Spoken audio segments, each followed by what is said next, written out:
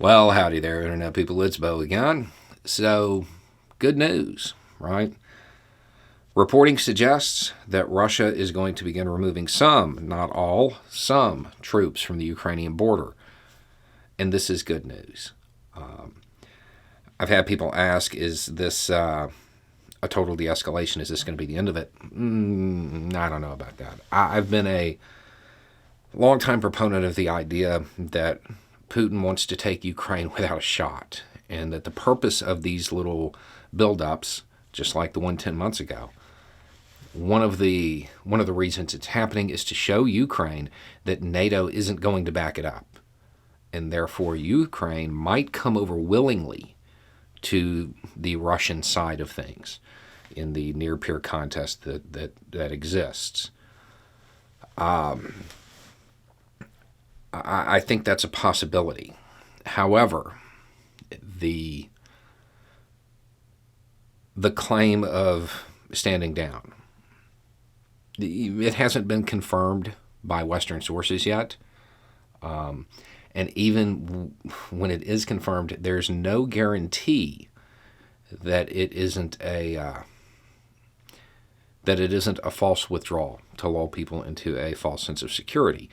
Now, realistically, that's a bad idea. In today's climate, a major power saying, okay, we're de-escalating and then attacking, that's what we might call today a really bad look, and would probably prompt an even stronger response from the international community. I feel fairly confident that Russia knows that, but it's not an impossibility that they still advance. This is just a hopeful sign at this point. Now, even if this does completely de-escalate at this point, just like 9 months ago, 10 months ago, this is the front line. This is the front line. There will be another flare-up of tensions along this border, and it will continue until somehow it's resolved. Either Ukraine gets admitted to NATO, or Ukraine decides it's not worth it, we're going to the Russian side, or it becomes this bizarre political no man's land.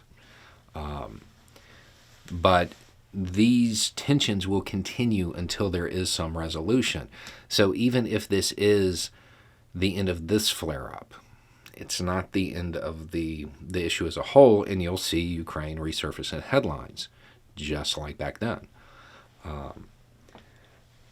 It's hopeful news, and I still think that Russia would prefer to take Ukraine without a shot. However, a preference doesn't mean that that's necessarily how they're going to do it.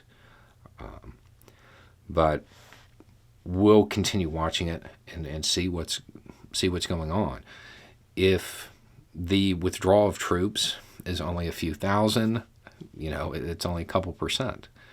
If it is a major portion of the force that has been deployed, that's a much better sign. We don't know.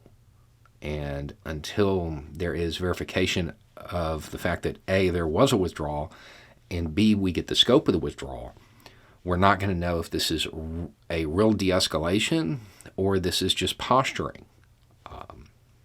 Again, we need to be looking at the Cold War more than the last 20 years or so for historical context on this. This is the front line.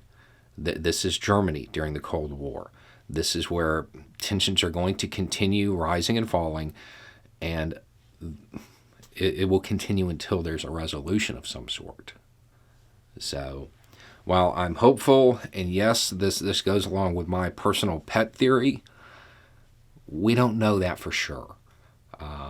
If you are also a supporter of the idea that this was all posturing in an attempt to bring Ukraine over, I wouldn't take a victory lap just yet. Anyway, it's just a thought. Y'all have a good day.